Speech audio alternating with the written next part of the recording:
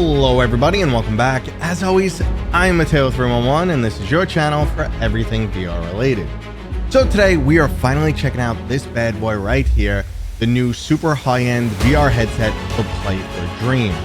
I originally demoed this roughly a month ago at AWE and I was lucky enough to take one home. Now I was absolutely blown away on the floor at AWE, but after 30 or so days using this in my house, I have some mixed feelings. So we're going to get into all of that. I'll tell you the pros, the cons, who it's right for, and hopefully by the end of this video, you'll know if this is a headset you want or not. So let's not waste any more time. There are, of course, links and timestamps if you want to skip ahead. But let's start things off with just what exactly is under the hood in this bad boy. Now, this is easily one of the most high-end VR headsets, especially when you consider the fact that this is fully standalone and only weighs 650 grams. Now, for the nerds out there, the technical specs are up on screen, but for everyone else, I'll speak in layman's terms. Now, what truly sets this headset apart is the two high-end Micro Oled displays, each running near 4K resolution at 90 Hz. Now, that right there is honestly insane, and in my opinion, I'd even go as far as saying it's overkill. You just don't need that much resolution, mainly because the chipset inside of here is the same as the Quest 3. It is still an XR2 Gen 2. Now, additionally, there's lots of other things on this headset that you don't typically get. This is kind of like a Quest Pro 2. You have full eye tracking. You have high resolution cameras all around this thing.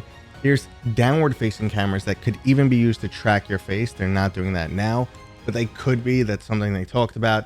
There's also a lot in the software you don't typically see. Like you can record 3D movies, 180-degree movies. That was a really cool, nice feature. It also has Wi-Fi 7. You rarely see that. And it has high-end surround sound built into it. This actually carries a DTS surround sound certificate. It's got 4 built-in microphones, and the audio recording quality is actually quite good. That was nice to see. All right, we're doing a microphone test and a visual quality test, and here's a cool little thing that'll let you know if your head's tilted. I do like that. So that's pretty good for like if you're trying to get some solid footage, you know, if your head's straight. So basically, like I said, this is a Quest Pro 2. It's a really high-end version of a Quest 3 with extra bells and whistles. But some things just don't align for me, and that's the next topic I want to get into. Like the major issues I have with this headset, and then we'll speak to everything where it really shines and if it's still right for you. But just like when we got the Quest Pro and everyone laughed at the 90 or less minutes of battery, yeah, this guy's at like 70 or less. So running that eye tracking, all those extra cameras, depth sensor, and those super high-end panels really cut into the battery life. And when you're spending $2,000 roughly, now this is hard to get in the US still, but when you're spending $2,000 roughly, you would expect maybe they include the external battery for extra life here, because 70 minutes just doesn't cut it. And honestly, if you're gaming and stuff, PCVR gaming, you're gonna get even less, which is just unacceptable. You know, you promote this as this super high-end ability to watch content with those high-end panels and that great sound, but what movie is 70 minutes or less? So that's a major problem. So for the price tag, I would have liked to see an included battery pack. That's what they were using at AWE, and I find it mandatory for a headset like this, unfortunately. Now, another issue is me specific. This comes down to comfort. This headset, there is no adjustment of the front. So there's no eye relief and there's no tilt here. Even the Quest Pro or most other headsets will bend at the front, and this ends up not aligning well with my face. Additionally, stuff like that happens. This magnet is definitely not tight enough. It doesn't have that spring like the Quest Pro has, so you're always opening the ratchet, putting it on, and closing it as so. And it almost fits me better without the strap, to be honest with you.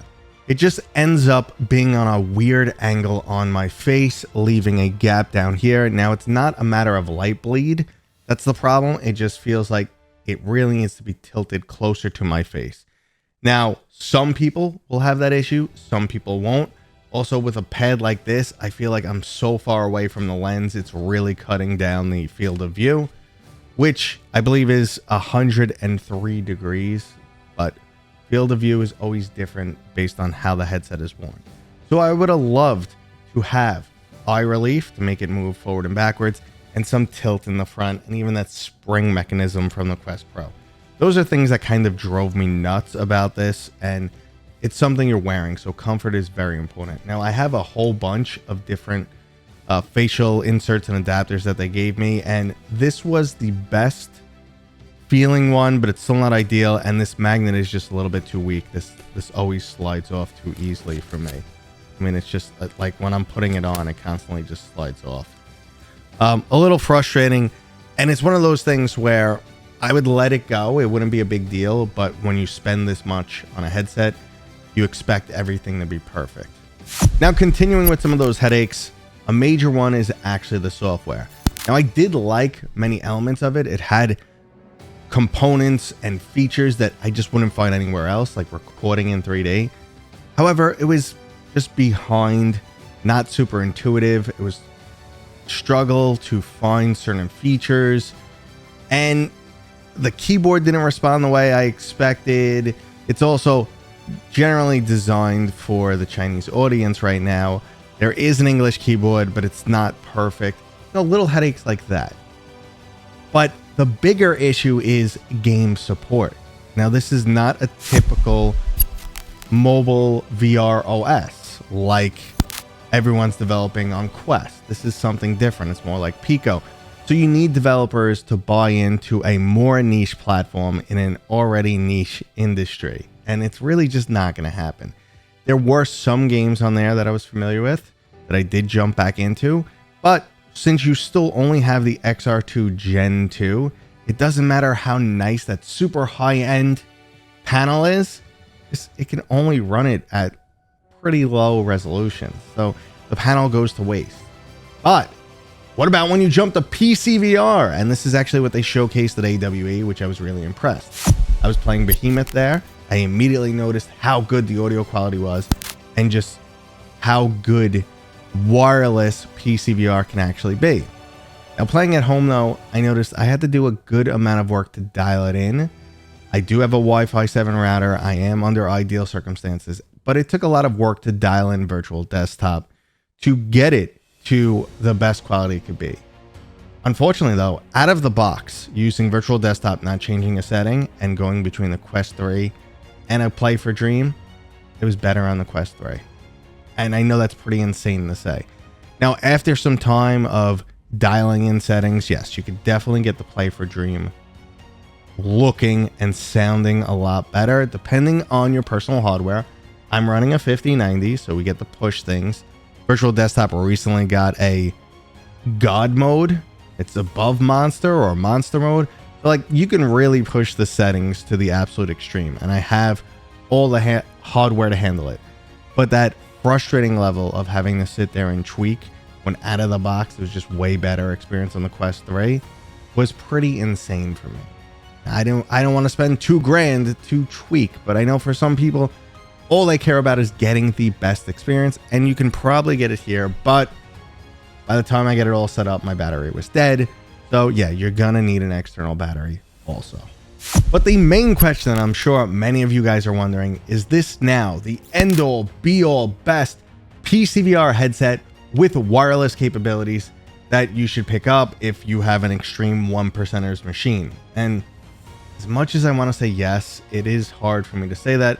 There's not only the issues I already mentioned, but a lot of people who are so into PCVR also do things like full body tracking, like their index controllers for, full hand gestures. And then when you switch over to something like this, you lose all of that. You're now on a standalone headset. You're not using your base stations. If you are that type of person, you might be better off. I know it's the wired, but you might be better off with like a big screen Beyond 2. Or maybe even a Pimax. I can't believe I said that out loud. So I wanted to love this. I thought this would be amazing, but unfortunately it's not my go-to PCVR headset because every new game I turn on, I end up having to tweak a little bit, and I don't have that headache.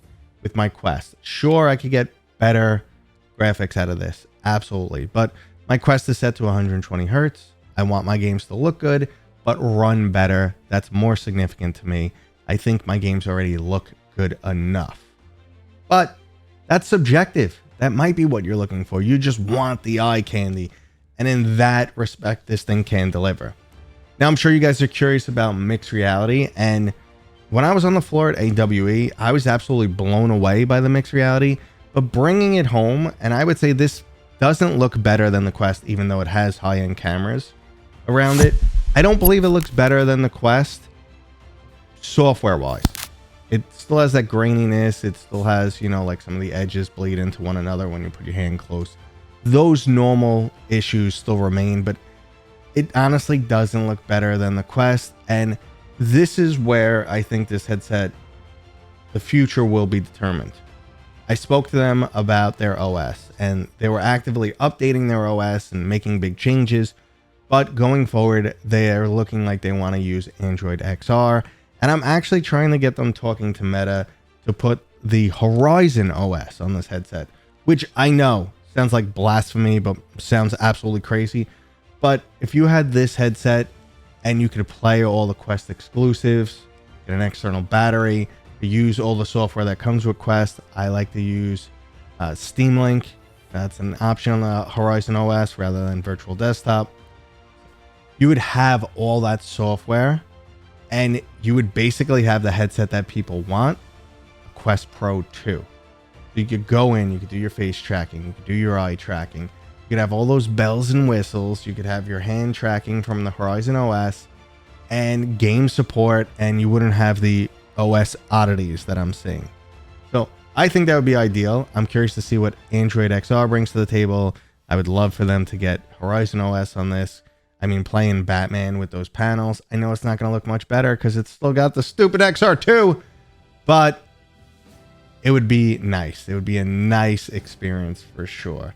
And that is honestly full circle to my biggest issue with this headset, or all the premium enthusiast level headsets in VR, is when you go standalone, there's nothing better than what's in the Quest 3 right now. And that is the major killer, because you need your ducks in a row.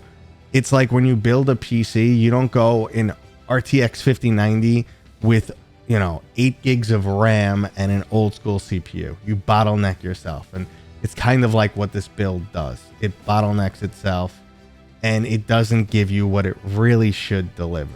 It needs an extra battery pack, and it needs a more powerful chip, and ideally a better operating system.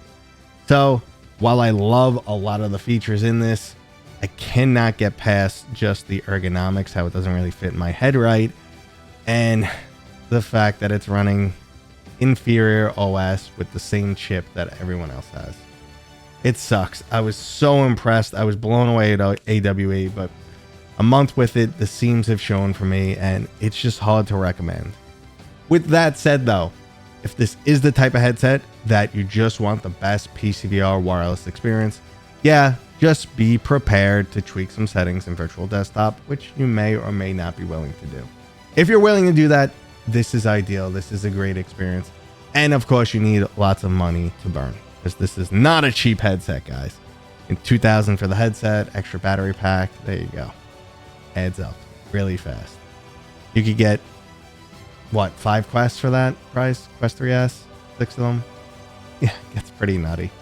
And that was my Play for a Dream rambly review, guys. I hope that gave you enough information. If you have any additional questions, drop them below.